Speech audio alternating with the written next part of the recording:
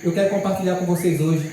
Vai logo abrir na Bíblia, lá em Mateus, capítulo 5, Sermão do Monte.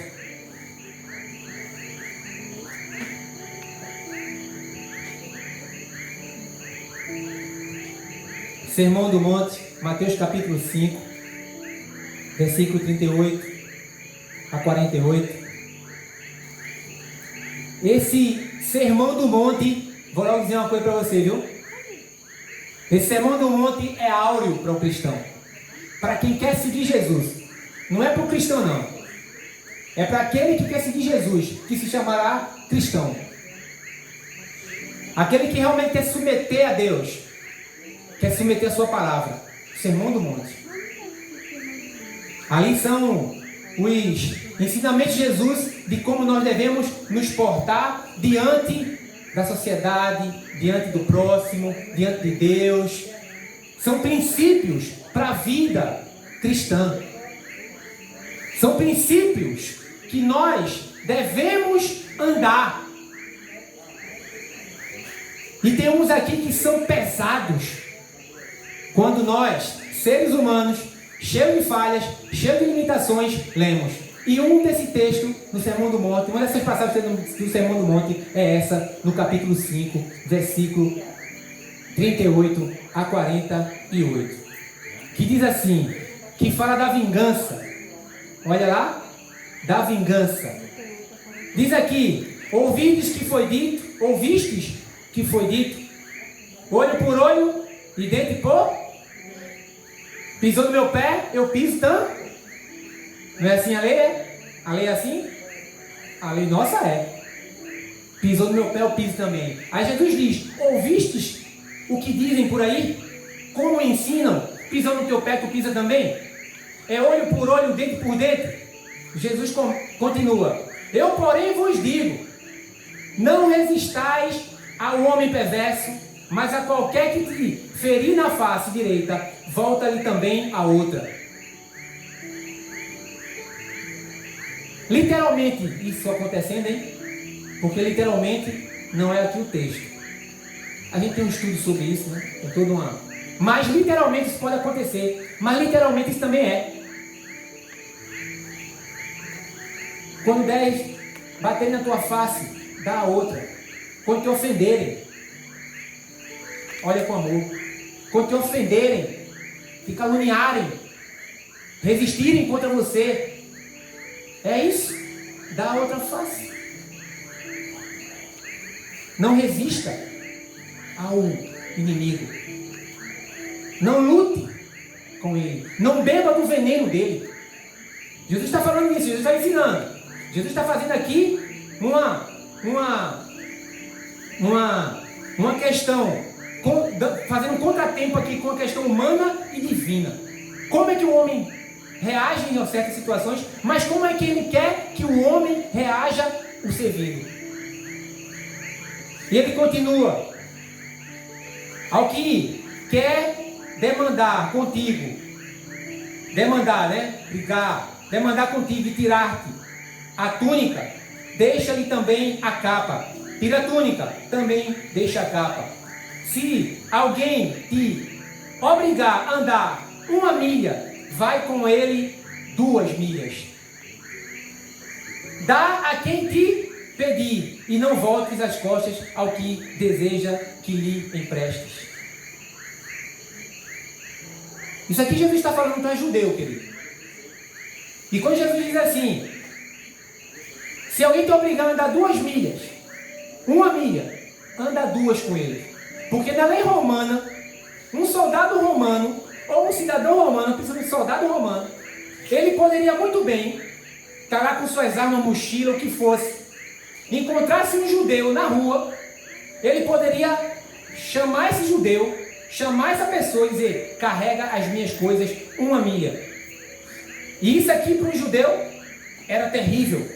Um reino opressor que além de oprimir o povo, ainda faz isso com o outro. Leva minhas coisas. E tem que levar, porque se não levar, vai ser preso, açoitado.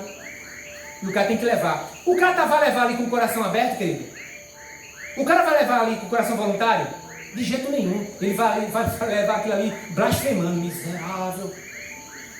Ah, se eu pudesse arrancar a cabeça dele, mas eu tenho que fazer isso.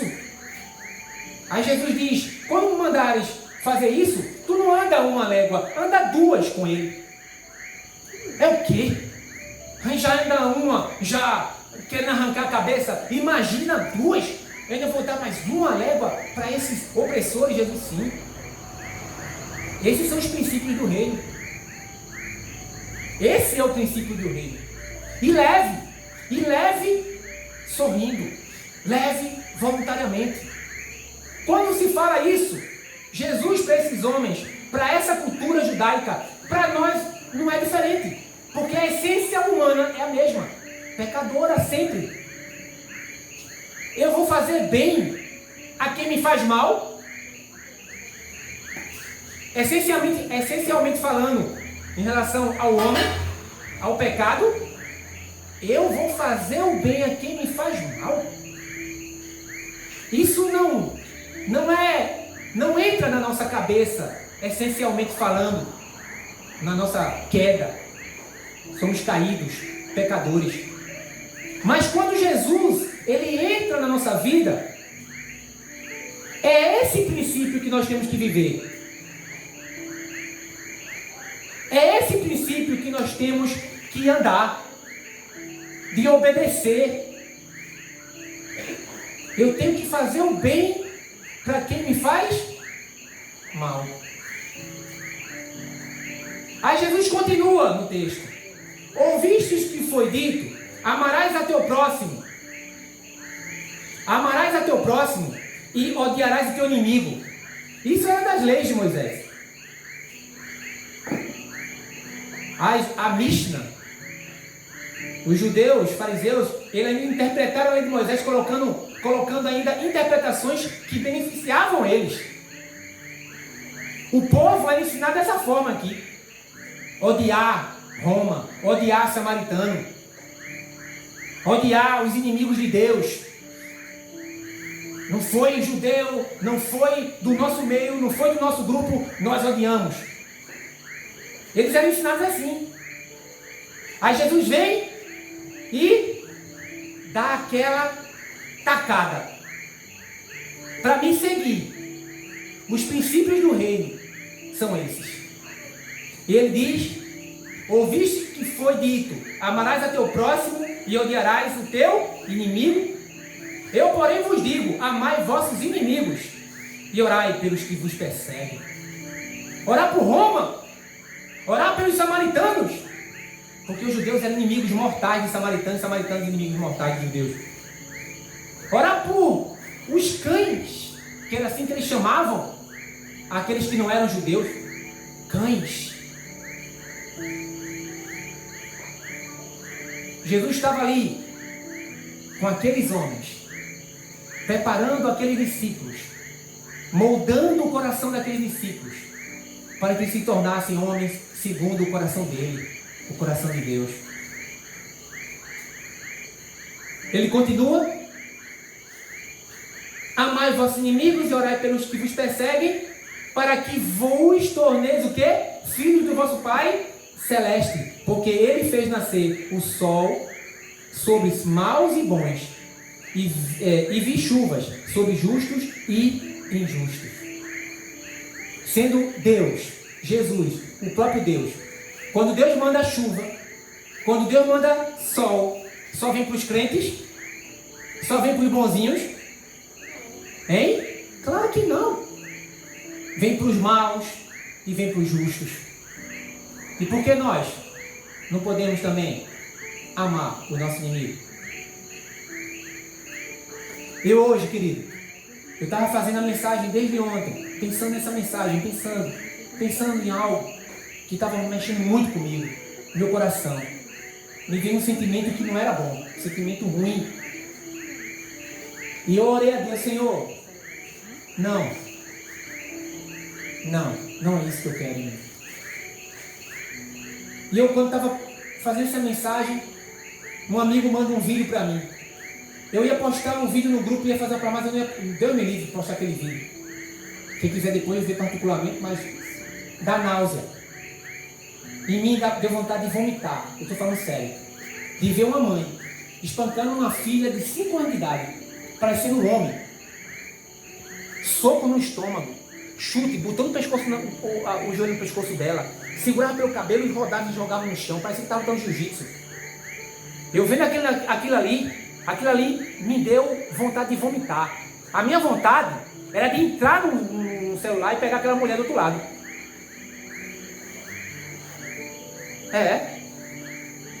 Fazer a mesma coisa que ela está fazendo com a criança. A minha vontade era essa. Me deu uma raiva, uma ira. Mas ali eu comecei a olhar mais para aquela mulher.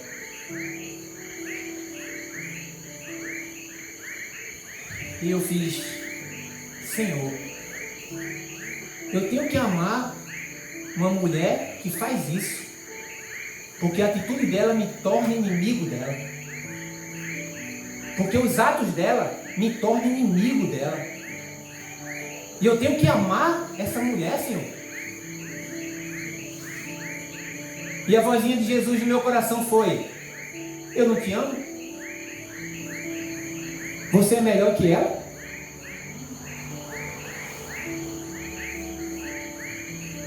Será que eu sou melhor que um homossexual? Só porque eu sou crente? Pastor? Seja lá o que for? Eu sou melhor do que um bandista? Eu sou melhor do que uma prostituta? Eu sou melhor do que essa mulher que espanca a filha? Não justifica ali, mas, querido, nós não somos. Porque o amor de Deus, ele é reto.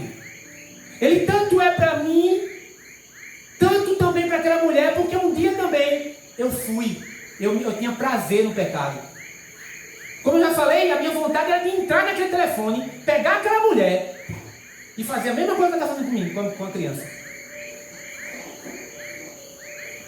Amor, querido. Amor. Quem tem Netflix aqui, né? Assiste o filme Paulo, o Apóstolo de Cristo. Assiste esse filme. Paulo, o Apóstolo de Cristo. Já liberou na Netflix. E assistindo aquele filme, foi Deus falando comigo ali. E quem era Paulo, né? Amor. Senhor, nós temos que ser regidos por amor, Senhor. Fábio. Tem que ser regido por amor. Porque se não for por amor, você não vencerá o mundo. Você não vencerá você.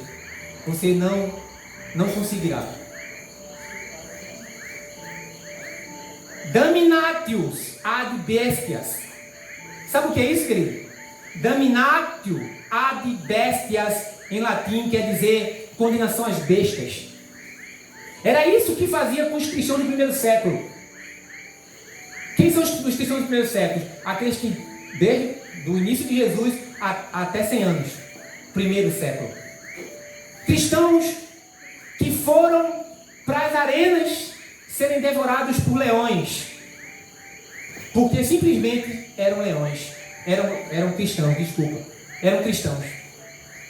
Eram jogados a bestas.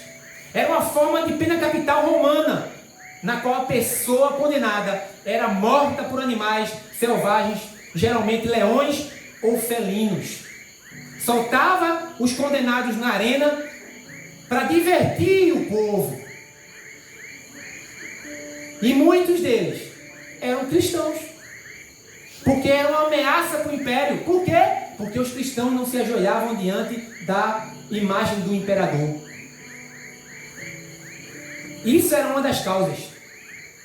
Porque os cristãos não faziam ave César, não adoravam o imperador, mas adoravam um Deus Todo-Poderoso. E isso era a justificativa para jogar cristãos na arena, fazer de tocha no caminho para iluminar o caminho, jogado às bestas. Essa era a forma de execução que chegou à Roma antiga por volta do século II. E pegavam cristãos para isso, querido. Isso fazia parte da classe mais ampla de esporte lá, de sangue, chamada bestiários. Bestiários. Que eram a luta dos gladiadores.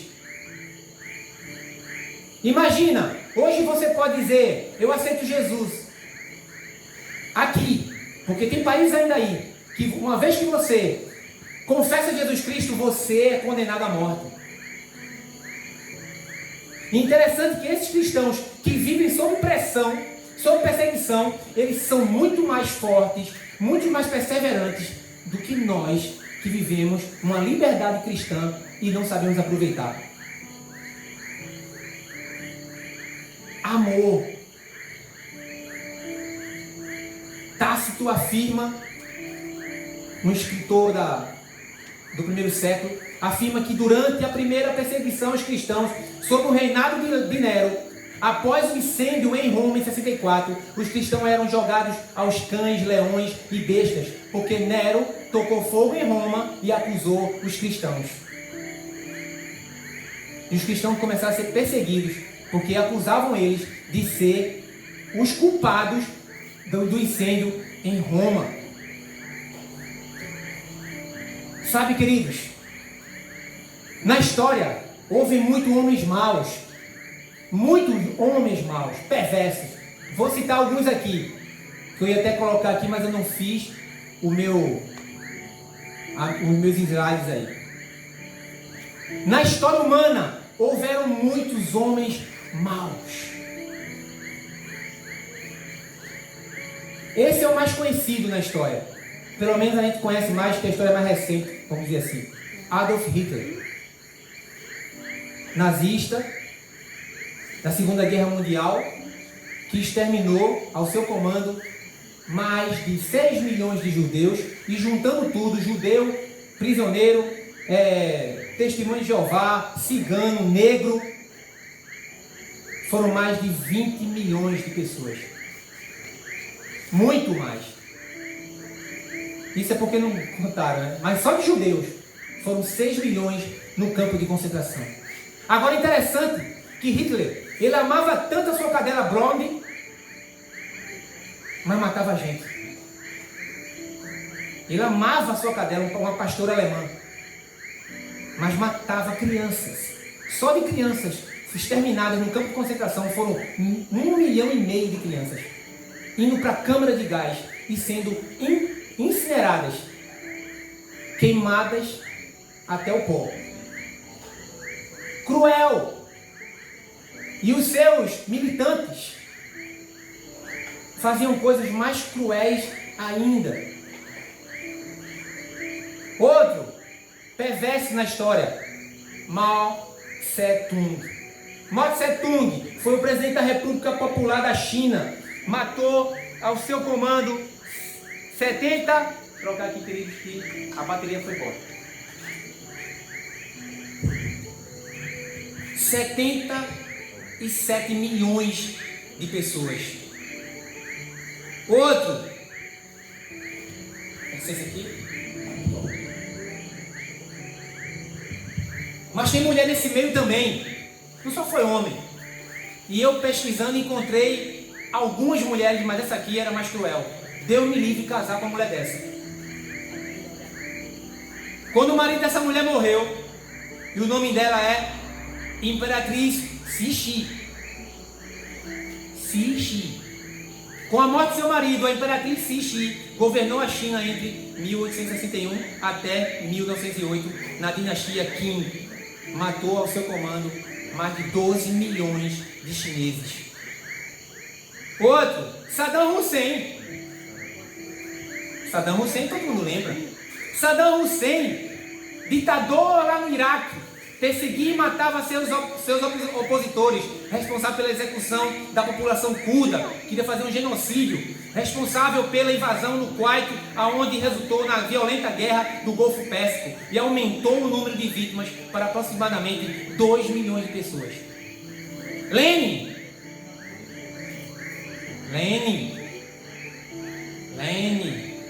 a Rússia, cortina de ferro. E depois de Lenin que criou a Rússia comunista, né? A cortina de ferro, a União Soviética. Lenin matou milhões de pessoas. E quem assumiu o lugar dele depois? José Stalin. Joseph Stalin, regime comunista da antiga União Soviética. São ao menos 1 milhão de mortos diretamente pelo seu regime.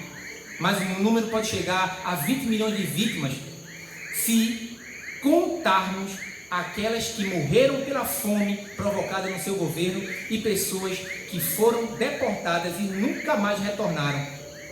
Benito Mussolini, Segunda Guerra Mundial também, o italiano e ditador Mussolini formava o fascismo durante a Segunda Guerra Mundial, apoiando o alemão Adolf Hitler em seus ataques e extermínios. Homens e mulheres terríveis, cara, na vida, na história. Homens que se você estivesse lá, imagina se nós estivéssemos no campo de extermínio e presenciarmos tudo aquilo, seus filhos, as mães morrendo com os filhos nos braços, vendo os filhos morrer de fome, mulheres grávidas eram levadas para os cães, crianças eram levadas para os cães para serem comidas vivas. A gente não sabe, querido, o que é sofrimento não. E um dodói que seja, a gente chia. Deixa eu fazer alguma pergunta aqui para vocês, para nós. Há alguém com quem você não se dá bem? Não precisa responder. Vá lá no íntimo do teu coração hoje. Porque Deus quer falar contigo hoje. Deus quer chamar você hoje. Para que possamos andar nos princípios do reino de Deus. Há alguém com quem você não se dá bem? Qual é a pessoa que você não aguenta? Nem que ela chegue perto de você. Quem você acha que é uma ameaça para você e sua sociedade?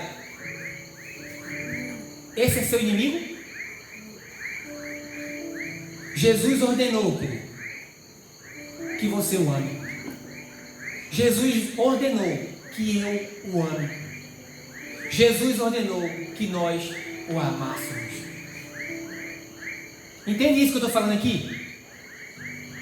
Que da mesma forma como Jesus estava aqui no Sermão do Monte falando para esses discípulos, falando para esses homens que eles deviam amar os soldados romanos, que eles deviam amar Roma, que eles deviam amar os samaritanos, que eles deviam amar aquelas pessoas que batem nas suas casas, derrubam suas portas, tratam mal sua família, tiram seus filhos, arrancam seus filhos de suas casas para ser escravos.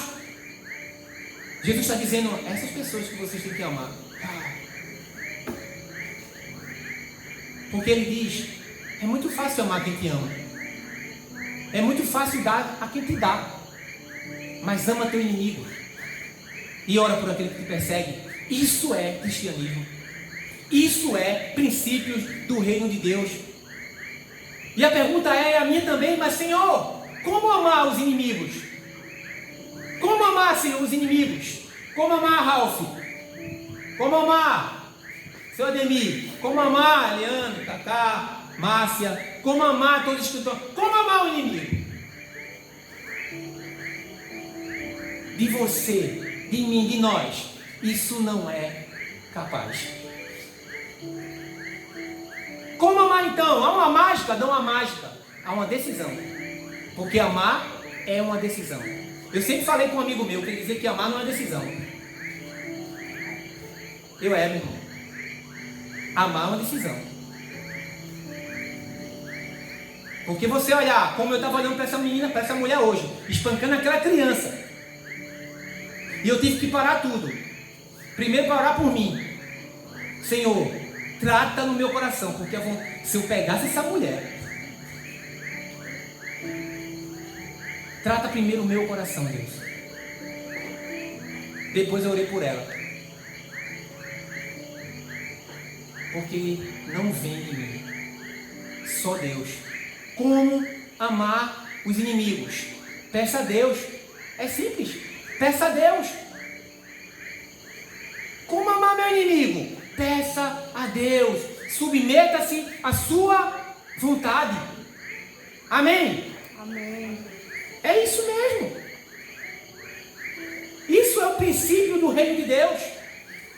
Se submeter à vontade de Deus. E Jesus está falando ali no Sermão do Monte: ame o seu inimigo. Mas por que isso? Por que Deus está mandando a gente amar? Vamos descendo. Ezequiel capítulo 18, versículo 32. Só grava aí. Ezequiel capítulo 18, 32. Veja o que Deus diz: pois não me alegra a morte de ninguém, eu não me alegro na morte do ímpio. Palavras do soberano, o Senhor, arrependam-se e vivam, porque Deus não se alegra na morte de ninguém. Ele quer que todos se arrependam e vivam.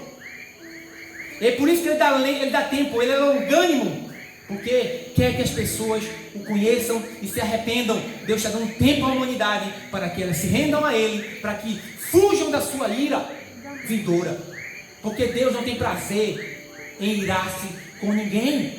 O nosso verdadeiro inimigo não é o outro. O nosso inimigo não é o outro. O nosso inimigo é o diabo, querido. O nosso inimigo é Satanás.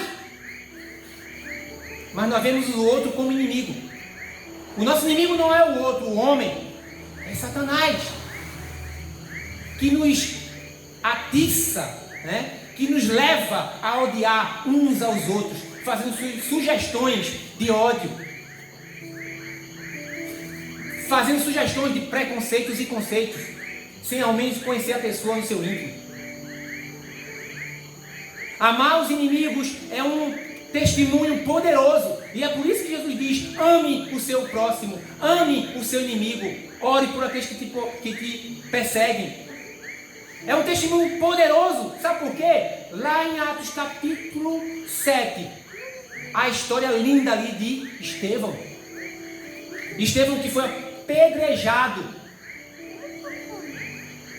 É um testemunho poderoso. E vejam o resultado da história de Estevão, que foi o primeiro mártir cristão. Ele orou por seus inimigos enquanto o matavam, enquanto o apedrejavam. E Deus ouviu a sua oração. Enquanto Estevão estava ali sendo apedrejado, Estevão falou: Senhor, não impute esse pecado a eles. Recebe-me no teu reino. E Estevão tem uma visão. Eu acredito que Estevão não estava nem vendo, nem sentindo as pedras. Porque enquanto Estevão estava sendo apedrejado, os céus se abriram e Estevão viu Jesus lá, ao lado do Pai, no trono eterno, de pé. E sabe o que isso quer dizer, querido? Quando alguém espera você de pé, se nós estamos aqui, entra uma pessoa importante lá, o que é que você faz? Você fica sentado, é? Quando é uma pessoa importante para você, você levanta. Oi, que prazer você aqui. Quando chega uma pessoa importante, se levanta. O rei, quando entrava no recinto, todos os súditos se levantavam. Estava agora Estevão entrando na glória dos céus. E quem se levantou para ele? O próprio Deus. Jesus esperando Estevão de pé. Glórias e majestade ao Deus Todo-Poderoso. Porque o testemunho, querido, do amor é poderoso. Transforma a vida. Quando Estevão estava ali orando pelos seus opositores, pelos homens que estavam matando, o que aconteceu depois, querido, com isso? Quem estava ali? Um homem chamado Saulo. E era Paulo no mundo romano. Saulo no mundo hebraico, era o nome hebraico, mas Paulo, o romano, Saulo, o hebraico, o judeu, estava ali vendo, e a Bíblia diz aí no texto que ele que segurou as vestes de Estevão. E Paulo presenciou tudo aquilo ali. E Paulo estava ali assim, ó: morre, miserável. Você não é o primeiro não, porque eu vou atrás do resto. Porque Paulo pediu carta aos sacerdotes. Ele pediu carta para perseguir os cristãos. E deram carta para ele porque os cristãos tinham fugido por causa da perseguição. Estavam espalhados. e Paulo ia para Damasco, porque soube que em Damasco tinha uma boa leva de cristãos. E deram carta branca para Paulo. Era Paulo que estava ali. A Bíblia diz que ele suspirava vingança. A Bíblia diz que o coração dele fervia de ira pelos cristãos, porque Paulo acreditava que a religião certa era o judaísmo. Paulo era zeloso. Ele tinha verdade no que servia, no que ele acreditava. Quem estava ali era Paulo. E o que foi que Paulo se tornou? Na oração de Estevão? Estevão estava ali apedrejado e ficou ali dizendo: miseráveis, vocês vão para o inferno, vocês estão matando inocente, e vocês vão ver, a mão de Deus vai pesar sobre vocês, a vingança de Deus será derramada sobre vocês. Estevão não amaldiçoou ninguém. Estevão simplesmente disse: Pai, não os culpe por isso, eles não sabem o que fazem. A mesma coisa que Jesus fez lá na cruz. Pai, perdoa-lhes, porque eles não sabem. Querido, isso é muito difícil, mas não impossível. A forma de como tratamos nossos inimigos faz toda a diferença. Toda a diferença. Romanos capítulo 12, 21 diz: não se deixem vencer pelo mal, mas vençam o mal com o bem. Amar não significa fingir que está tudo bem, não, querido. Amar não significa fingir que está tudo bem, que nada de errado aconteceu. Não é apoiar o pecado, nem defender a impunidade. Amar significa querer o bem do outro. Amar significa você olhar para o outro e querer o bem dele. Esse cara está todo troncho, esse cara está errado, mas eu quero o bem dele, eu vou ajudá-lo, eu quero ajudá-lo. Lá em Mateus capítulo 18 diz isso, esse processo que é importantíssimo. Mateus capítulo 18, 15 a 17. O processo de amar em ajudar. São 3 passos: o passo particular, o testemunho e a igreja. Diz: quando teu irmão te ofender, vai primeiro a ele, fala com ele. Está lá em Mateus capítulo 18, 15 a 17. Se teu irmão pecar contra ti, primeiro tu vai a ele, fala com ele. Se ele não quiser te ouvir, leva uma testemunha. Se ele não quiser ouvir nem você nem a testemunha, aí você leva para a igreja. E se ele não quiser ouvir a igreja, joga ele para o mundo, para que ele aprenda. Foi assim que Paulo também deu essa diretriz lá na igreja de Corinto. Mas não, qualquer coisa que temos, queremos logo descartar, mas não obedecemos o processo. Me aborreci? Me aborreceu? Então vou falar primeiro com ele. Se não der, vou levar uma testemunha. Se não, a igreja. E se não quer conversa, tchau. Queridos, amar não significa fingir que está tudo bem, mas é resolver os problemas, resolver situações. E nisso, aceitar, entrar em acordo, se humilhar, ajudar. Tem pessoas que são mais difíceis de se conviver, mas são pessoas que têm um coração, querido, um coração que só precisa ser moldável, só precisa ser moldado.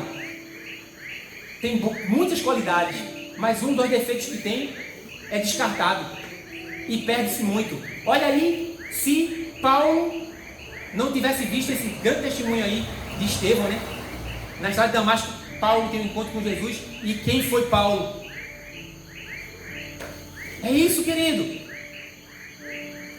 Lucas capítulo 17, 3 a 5. Os discípulos, ouvindo Jesus falar ali, eles fazem: Senhor, aumenta a nossa fé. Porque ele está falando assim: olha, se alguém faz alguma coisa contigo, perdoa. Se for, quantas vezes vai me perdoar, Senhor? 70 vezes 7? Jesus fala: todas as vezes que alguém vier aqui e pedir perdão, perdoa. Mas Senhor, perdoar? Mas Senhor? Aí os discípulos falam aqui no texto, em Lucas capítulo 17: então aumenta a nossa fé. Não é uma questão aqui de muita fé ou pouca fé. Não é essa a questão. É a questão da qualidade da fé. É a questão que Jesus quer dizer assim, que a fé em Cristo Jesus tem poder para perdoar todos os pecados. Porque Jesus diz, se tua fé for o tamanho de um grão de mostarda, e dizer a esse monte, sai daqui para lá, o monte vai sair. Jesus está dizendo que o poder da fé em Cristo Jesus é capaz de você perdoar e amar o seu inimigo. Por isso que eles dizem, aumenta a nossa fé, nos ajuda, porque para nós é difícil para mim também, porque essa também é a minha pergunta também para Deus, é o meu pedido para Deus também. Aumenta a minha fé, Senhor, porque é difícil. Não é a questão de ter mais fé ou menos fé, mas a qualidade de fé. Amar é quebrar o ciclo de medo, de ódio e violência que se gera pela vingança e pela falta de perdão e compaixão. Quem não ama não conhece a Deus, porque Deus é amor. 1 João, capítulo 4, versículos 7 e 8. Primeira carta de João, capítulo 4, versículos 7 e 8. Diz lá, quem não ama seu irmão, não ama a Deus. Quem diz que ama a Deus e não ama seu irmão, não tem o amor de Deus nele. Tiago diz, filhinhos, não amai só de boca, mas amai de coração, em verdade. Amor é muito profundo, querido. Você já ouviu falar da palavra Boanerges? Quem aqui já ouviu falar da palavra Boanerges? Na Bíblia, querido. Que foram duas pessoas que foram chamadas de Boanerges. Tiago e João foram chamados de Boanerges. Quem dos discípulos era o mais esquentado? Quem dos discípulos era o mais esquentado? Pedro. Todo mundo acha que é Pedro. Pedro era estressado, meu filho. Pedro era estressado. Pedro era ansioso. Pedro tudo queria fazer primeiro. Pedro tudo falava. Jesus falava uma coisa. Vou fazer isso aqui, eu vou na frente. Eu vou morrer. Não vou morrer no seu lugar. Pedro se antecipava em tudo. Mas também era um homem bruto e violento. Mas a Bíblia diz que Tiago e João, meu queridinho, era bruto. Homens brutos, maus, cheios de vingança, de ira no coração, querendo acabar com os seus inimigos, porque eles até acreditavam que Jesus seria esse Messias, que ia acabar com o Império Romano. Um Davi. E Jesus estava ensinando a esses homens, 3 anos e meio, brutos, estressados, ansiosos, violentos, tratando o coração deles, porque Jesus via neles. Jesus queria tratar o coração deles. Jesus via o coração deles. Jesus via muito mais do que aquela capa de homens brutos, violentos, estressados, ansiosos, vingativos, maus. Filho do trovão, Marcos 3, 17, que diz, Tiago, filho de Zebedeu, e João, seu irmão, aos quais deu o nome de Boanerges, que quer dizer filho do trovão. Parece que João e Tiago, porque Jesus já sabia a sua morte, que teria que ir para Jerusalém, e mandou que eles se antecipassem para achar um lugar lá em Jerusalém. Mas eles entraram numa aldeia de samaritanos. João e Tiago entrou numa aldeia de samaritanos que eram inimigos. Chegando lá, João foi pedir apoio e eles não deram porque souberam que ele era judeu. Escorraçaram ele lá. Aí João e Tiago já veio aí. Hein? Chega para Jesus. A gente entrou lá e os caras expulsaram a gente. Aí Jesus, sim, filho, o senhor quer que a gente mande fogo do céu? Fazer igual a Elias lá no Monte Carmelo? O senhor quer, olha só o que esses caras falam, querido. Veja a arrogância religiosa deles. Eles dizem, o senhor quer que mandemos fogo do céu para consumir eles? Aí Jesus, isso aí não é o princípio do reino não, querido. Vocês são discípulos e um dia vão discipular. Parece que eles encarnaram o que diz lá no capítulo 9 de Lucas, nesse mesmo capítulo aqui, 9, 1, que quando Jesus fala ali para eles: eis que vos envio para que vocês expulsem demônios, para que toda autoridade seja com vocês. 9:1, lê lá. Lucas 9:1. Parece que eles tomaram isso para eles. Oxe, a autoridade é minha. Aí por isso que eles falaram: o Senhor quer que nós, opa, não é nem Jesus, é nós, mandemos fogo do céu e consumam aqueles samaritanos, nossos inimigos. Queridos, esses homens, eles tinham uma fé verdadeira. Paulo tinha uma fé verdadeira, você tem uma fé verdadeira, eu tenho uma fé verdadeira, nós temos uma fé verdadeira, as pessoas por aí têm uma fé verdadeira, mas essa fé precisa ser canalizada para Cristo. Esses homens brutos, esses homens violentos, eles tinham uma fé verdadeira, mas era insensível ao outro. Paulo perseguiu cristãos, Paulo matou cristãos, Paulo era mau. A Bíblia diz que ele inspirava em contra esses cristãos para prendê-los e matá-los. Queridos, quando Paulo chega e cai ali naquela estrada de Damasco, uma voz ele escuta e diz assim: Saulo, por que me persegues? Senhor, quem és tu? Eu sou aquele que tu persegue, Paulo. Mas eu estava indo atrás de crente, não do Senhor. Paulo, quem mexe com crente, mexe comigo. Paulo, quem toca nos meus pequeninos, Paulo, está tocando em mim. Tu estás perseguindo, Paulo, filhos meus. A partir de hoje, Paulo, tu se tornarás um filho meu. E Paulo, dali por diante, Paulo se torna esse grande homem que um dia tinha uma fé verdadeira. E ela foi canalizada para servir a Deus. Esses homens, esses discípulos, eles eram brutos, eles eram sim, homens totalmente difíceis, mas eles tinham uma fé verdadeira e Deus foi lá no coração deles, tratando eles, ajudando eles, fazendo eles levantarem, conversando com eles, chamando a atenção deles, puxando a orelha deles, tratando eles.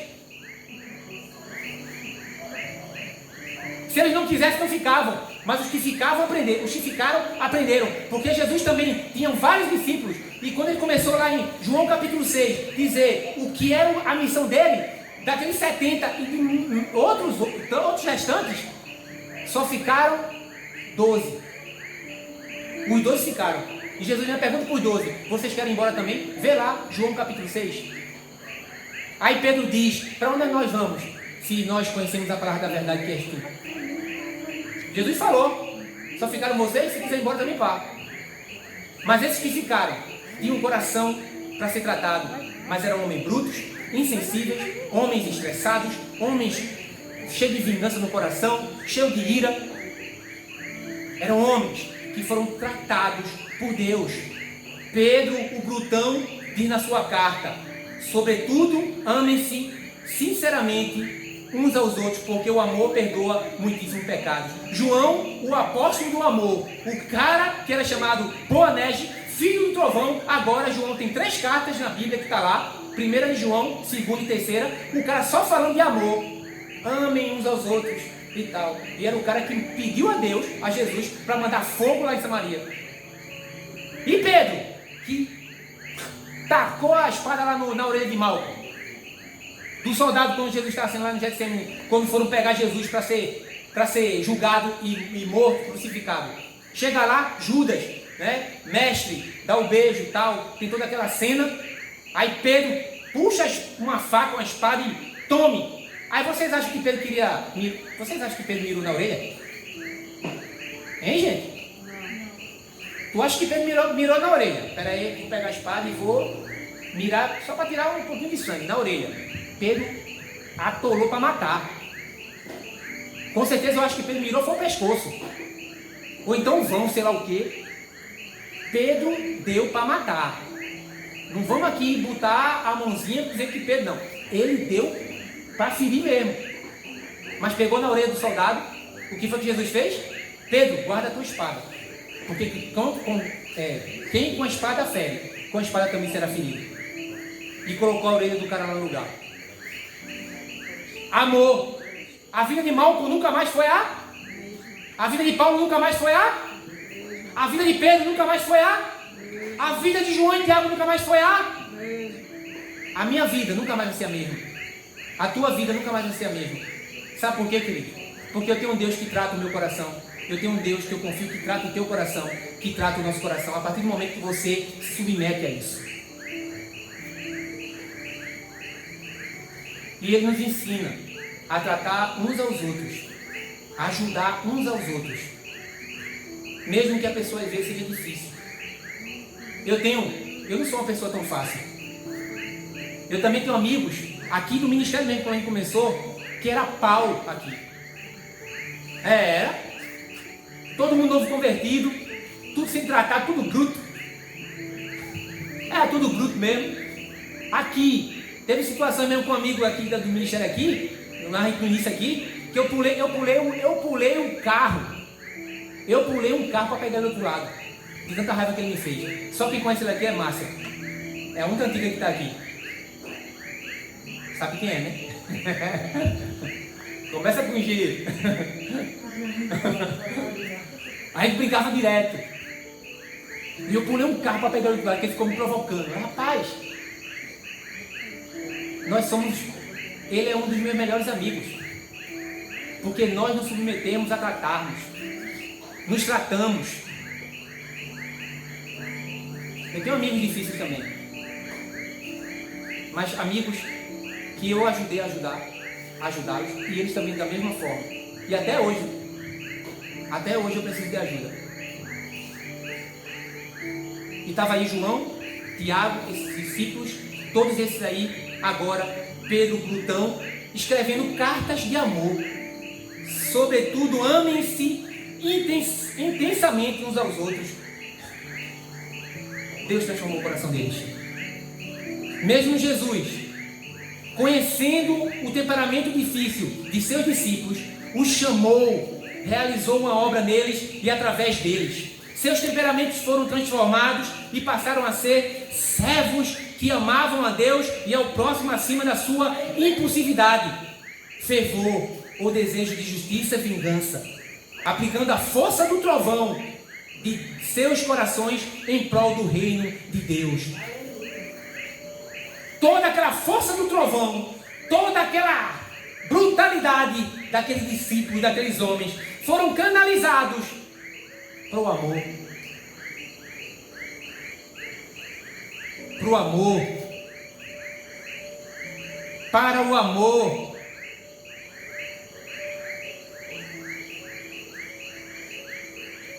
Todo mundo aqui falha, querido, é limitado. Mas estamos dispostos a deixar Deus tratar nossas limitações?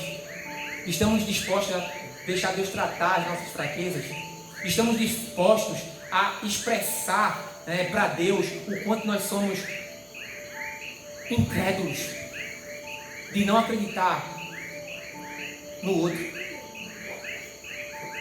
De eu ver aquela mulher espancando aquela menina e não acreditar que Deus pode transformá-la, que se eu encontrasse com ela, mesmo com a ira, com a raiva no coração, olhando para ela e lembrando meu Deus, olhar para aquela mulher e dizer: filha, Deus está dando a oportunidade agora de você se arrepender e tal. Como uma mãe que foi no presídio perdoar, isso passou na televisão e tudo, foi perdoar o assassino do filho dela. Aquilo ali, querido, é pior do que uma tapa na cara. Aquilo ali é pior do que um tiro na testa. Aquilo ali é pior do que uma prisão. Aquilo ali é pior do que tudo na vida. Chegar e dizer assim: olha, você me fez um grande mal, mas eu te perdoo. Foi isso que Jesus fez. Foi isso que Jesus fez. E todos aqueles que querem segui-lo também devem fazer. Não somos melhores do que ninguém. Não somos melhores do que o outro. Se eu sou mais edificado, se eu estou mais forte, se eu sou mais crente, então eu ajudo o mais fraco. Se eu vejo mais mais fraco, eu não vou lá e piso mais nele. Eu massacro mais ele. Eu boto mais pedra em cima. Jesus diz, eu não vim. Jesus fala no livro de Mateus, eu não vim para quebrar a cana que já está quebrada. E nem para apagar aquela que fumega. Eu vim para consertar a cana quebrada e botar mais fogo naquela que fumega. Eu vim para dar vida e vida com abundância. Eu vim para mostrar o caminho da eternidade. Eu vim para mostrar o amor, que é a arma mais poderosa que podemos ter, querido. Finalizando. Qual é a recompensa de amar? Qual é a recompensa de amar? É ser amado por Deus. Lucas capítulo 6, 35 e 36. Depois você lê, não vou nem ler para a gente adiantar aqui. Qual é a recompensa do amor? Tem aí, não? Qual é a recompensa do amor? Lucas 6, 35, 36. Está lá. A recompensa do amor é viver cheio do Espírito Santo de Deus. É ver a glória de Deus. Qual é a recompensa do amor? Está lá no testemunho de Estevão, Atos capítulo 7. Diz que Estevão era cheio do Espírito de Deus. Diz lá que Estevão viu a glória de Deus. Teve fé para perdoar os que apedrejavam ele. E ele vivia em paz, mesmo em meio aos inimigos. Porque eu não vou tomar o veneno do outro. Preste atenção, querido. Não vamos tomar o veneno do doente. Não vamos tomar o veneno daquele que está doente. Não vamos tomar o veneno do outro. Ajude-o. Ajude-o. Mas não tome o veneno do outro. Daquele que te fez mal. Daquele que te fez um grande mal. Não importa o mal que ele te fez. Por isso que a pergunta foi aqui. Tem alguém que você odeia? Tem alguém que você não quer perto de você? Tem alguém que você lembra que você está mal com ela? Jesus diz: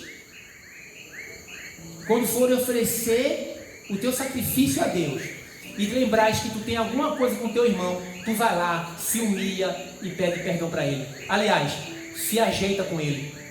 E o texto diz que ali Jesus está dizendo que está certo e está errado não.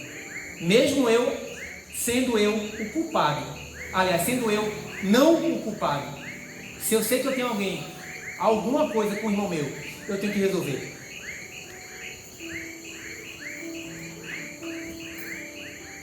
Vamos deixar, queridos.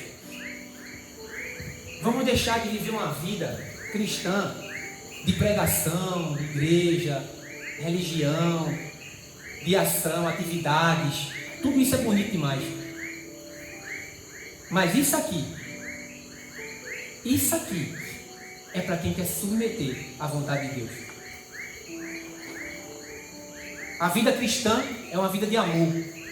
A vida cristã é uma vida de submissão a Deus. A recompensa do amor é me tornar filho de Deus, como tem em Mateus capítulo 5, 45, foi o texto que a gente leu. Se vocês não amar os seus inimigos e não orar pelos que te perseguem, em seguida no 45 diz: para que isso vocês se tornem filhos do Altíssimo. A recompensa é essa, o critério é esse. A recompensa do amor. E eu quero terminar com 1 Coríntios capítulo 13.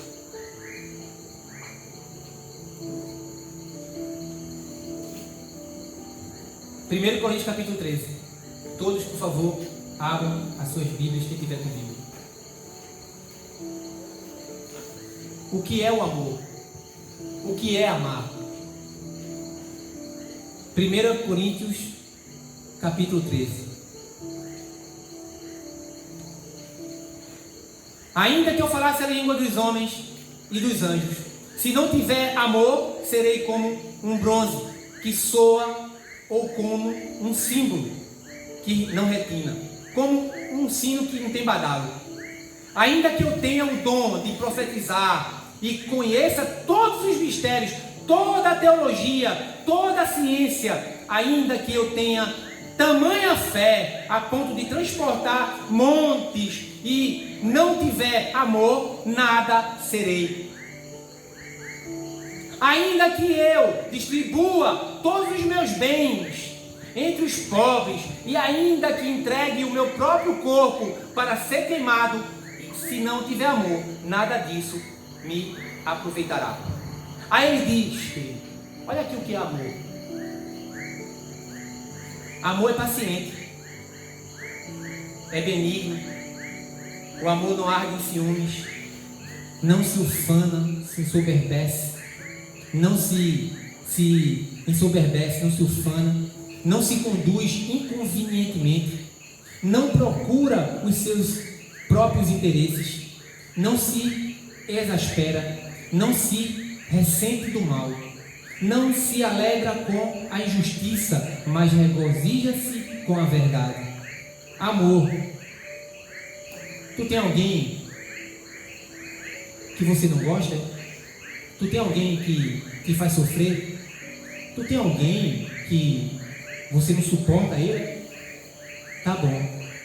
Amor, tudo sofre, tudo crê, tudo espera, tudo suporta.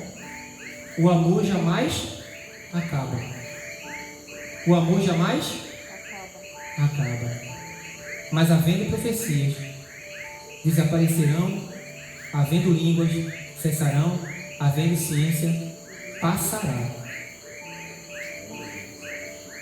Vai para o 13, pula para o 13, versículo 13. Agora, pois, permanecem a fé, a esperança e o amor. Estes três, porém, o maior é o quê?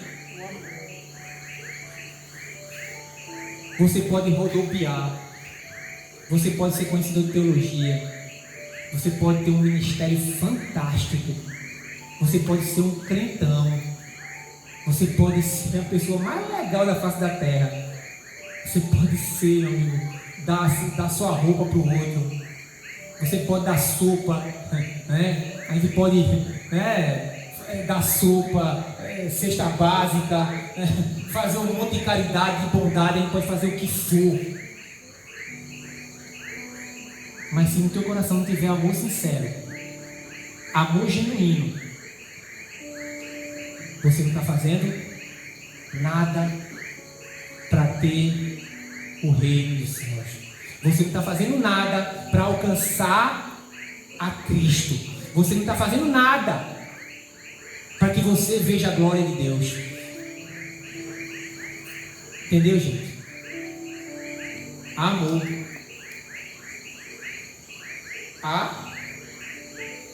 Amor. Só isso. É simples assim. Não, Ralf? É simples assim. Ajudem uns aos outros. Olhem para o outro com amor. Que você vai ver, que você vai chegar no coração da pessoa. Amém? Assim como Jesus fez com esses brutões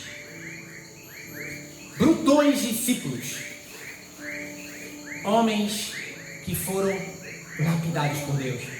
Você quer ser lapidado por Deus? Senhor, Ele sabe o quanto eu sou difícil, mas Ele tem me melhorado muito, porque se não fosse assim, Deus do céu, eu nunca quero ser o Fábio de antes. Nunca quero ser o Fábio de antes.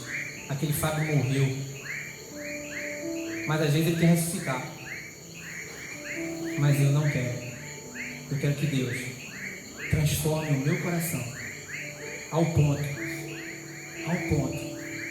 dele olhar para mim e dizer: filho, eu te amo, eu quero te ajudar, e agora você está pronto, mais que pronto, para seguir amando também. Amor. Amém? Pai, queremos te agradecer porque o Senhor insiste conosco. Queremos te agradecer porque o Senhor vê o íntimo do nosso coração. Queremos te agradecer porque o Senhor, Pai, olha para nós com os olhos de amor. E isso, Deus, nos faz, ó Deus. Ah, Jesus, como nos alivia, nos tranquiliza, Deus, de saber que o Senhor sabe tratar com tanto carinho, sabe tratar com tanta firmeza também, carinho, firmeza, com justiça, cada um de nós. Pai, obrigado, Deus. Obrigado porque o Senhor nos trata com amor. Porque ainda quando éramos pecadores, o Senhor nos amou. E nós, ó Deus, temos que entender isso. Que o Senhor, ó Deus, nos perdoe, me perdoe por tantas falhas que cometo contra Ti, Senhor.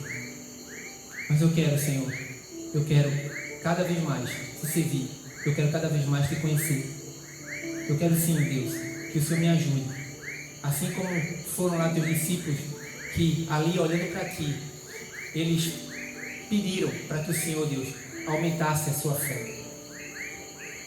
Deus, Te amo e nós Te amamos. Obrigado. Obrigado pelo Teu grande amor. Obrigado que foi de tal maneira que o Senhor deu Seu único Filho para que todo aquele que nele crê não pereça, mas tenha vida eterna. Obrigado, Deus. Que o Senhor nos abençoe e derrame esse amor nos nossos corações. Em nome de Jesus Cristo. Amém.